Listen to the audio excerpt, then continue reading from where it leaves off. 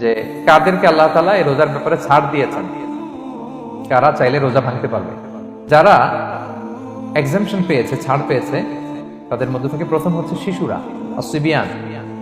শিশুদের উপর রোজা ফরজ না, যতক্ষণ না তারা ম্যাচিউরড হয়। শিশুদের উপর কিন্তু রোজা ফরজ না, প্রাপ্তবয়স্ক হওয়ার আগ পর্যন্ত ফরজ না। তাই বলে আবার শিশুদেরকে রোজা রাখতে বাদশাহ দেন না, রাখতে দিবে না। আমার বড় মেয়ের বয়স 8 বছর, সে গতকাল রোজা রেখেছে, সে মহা খুশি। সে কখনো অডিও কল দেয়, কখনো ভিডিও কল দেয়, কখনো ইফতারির ছবি পাঠায়। মানে এটা তাদের মধ্যে কিন্তু একটা অনেক চমৎকার একটা ভালো ইমেজ কাজ করে। তো আপনারা বাধা দিবেন না। যদি আমার মনে আছে, আমি ছোটবেলা, তখন আমি মাদ্রাসায় ভর্তি হই নাই, আমি তখন স্কুলে পড়তাম, তো খুব ছোট, কিন্তু আমি রোজা রাখতে চাইতাম, আব্বা আম্মা দিতে চাইতো না। আমার দাদি আমাকে বলতো যে তুমি একটা কাজ করবা, তুমি সকালে স্কুলে যাবা, দুপুর 12টায় ফিরে আসবা, এসে খেয়ে ফেলবা, তো হাফ রোজা হয়ে গেল, অর্ধেক। এরপরের দিন আবার সকালে না খেয়ে যাবা, দুপুর 12টায় এসে খেয়ে ফেলবা, এনাদার হাফ, তো 2 হাফ মিলে একটা হয়ে গেছে। এইভাবে আমি অনেকগুলো রোজা রাখছিলাম ওই বছর। এখনো এই স্মৃতি আমাকে স্মৃতিকাতর করে। আমার দাদি, যে আমার দাদি নাই, চলে গেছেন, আল্লাহ আমাকে জান্নাত নসিব করুক, আমরা দোয়া করি। নাম্বার 2, মাজনুন, পাগলদের উপর রোজা ফরজ হয় না। যারা পাগল তাদের উপর ফরজ হয় না। একটা নাম্বার হচ্ছে মারিদ। আপনি যদি খুব অসুস্থ হন তাহলে আপনি রোজা ভাঙতে পারবেন, যেটা আমরা ওই যে ইন্ট্রোডাক্টরি ডিসকাশনে বলছি, যে অসুস্থ হলে আপনি রোজা ভাঙতে পারবেন। 4 নম্বরে হচ্ছে মুসাফির, ট্রাভেলার। যদি আপনি লম্বা সফর করেন আপনি রোজা ভাঙতে পারবেন। এটা ন্যূনতম সীমা হচ্ছে 48 মাইল। তাই বলে কেএল থেকে পেনাং যাচ্ছেন আর রোজা ভেঙে ফেলবেন, এটা করা যাবে না। আবার এখানে যদি আপনার সফরের পেরেশানি থাকে, খুব কষ্ট, তাহলে আপনি এই সুযোগটা নিতে পারবেন। কিন্তু আল্লাহ বলেছেন ওয়া আন তাসুমু খায়রুল লাকুম ইন কুনতুম তা'লামুন, যদি তোমরা রোজা রাখো এটাই তোমাদের জন্য কল্যাণ, যদিও আমি ফ্লেক্সিবিলিটি দিয়েছি। এবারে যাদেরকে এক্সাম্পশন দেওয়া হয়েছে ওটা আমি আয়াতে বলেছি, আরবিতে তাদেরকে বলে আল হারাম, মানে very old man or women, খুবই বয়োবৃদ্ধ, অতিবৃদ্ধ মানুষ, 100 বছর, 105 বছর, এরকম আমাদের কিছু মুরব্বীরা আছে না, ওনাদেরকে খাবার দিলে খেতে পারে না, কাউকে চিনে না, ওনাদের জীবনের স্বাদ আল্লাহ সব শেষ, বিদায়ের সময়, ওই সময় উনি আর কি রোজা রাখবেন? এই জন্য আল্লাহ তাআলা ওনাদেরকে ছাড় দিয়েছেন।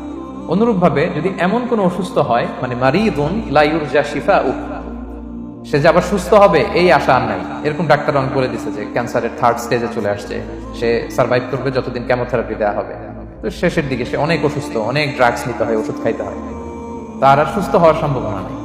এই 2 শ্রেণীর লোকদের জন্য ছাড় দেওয়া হয়েছে, তাদের কাজা করা লাগবে না, কারণ কাজা তো করতেই পারবে না। কি বলেন? তারা ফিদিয়া দিবে। কি দিবে বলেন? কি দিবে? ফিদিয়া।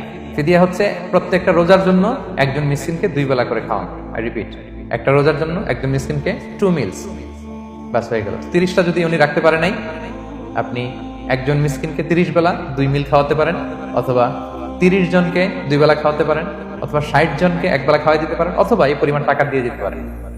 6 নাম্বার হচ্ছে আসহাবুল আমাল আশ-শাক্কা, যারা খুব কঠিন কাজ করে। এই প্রসঙ্গটা নিয়ে অনেকে ভুল বোঝে। এটা হচ্ছে এমন এমন কাজ যারা করে, যারা কাজ করতে করতে অসুস্থ হয়ে যাওয়ার সম্ভাবনা আছে, মৃত্যুর মুখোমুখি, বেহুশ হয়ে যাওয়ার সম্ভাবনা, তাদের জন্য ছাড় দেওয়া।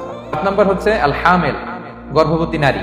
8 নাম্বার হচ্ছে আল মুরদিআ, ব্রেস্ট ফিডিং মাদার, বাচ্চাকে দুধ খাওয়াচ্ছে যে মায়েরা, ওনারা রোজা ভাঙতে পারবে। যদি ডক্টর বলে যে আপনি যদি রোজা রাখেন পেটের বাচ্চার সমস্যা, রোজা ভাঙতে পারবে, পরে কাজা করবে। অথবা ডক্টর যদি বলে যে আপনি যদি না খান তো বুকে দুধ আসবে কোত্থেকে, বাচ্চাকে খাওয়াবেন কিভাবে, ডিহাইড্রেশন হবে, রোজা ভাঙতে পারবে।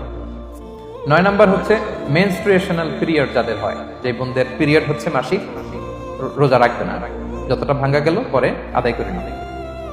10 নাম্বার হচ্ছে পোস্টপার্টাম পিরিয়ড, যেটা নিফাস বলে, আফটার বার্থ, এই বেবি ডেলিভারি। বেবি ডেলিভারির পরে আমাদের বোনদের যেই পিরিয়ডটা হয় সে সময় ওনারা রোজা রাখবেন, কয়টা ভাঙলো গুনে পরে কাজা করে ফেলবে। এই পয়েন্টটা শেষ। এই লোকেরা রোজা ফরজ হওয়ার পরেও ছাড় পাবে, আর যে সমস্ত ক্ষেত্রে ভাঙতে পারবে তারা পরে এগুলো কাজা করবে। কাজা মানে একটা রোজার জন্য একটা রাখা, একটার জন্য একটা রাখা।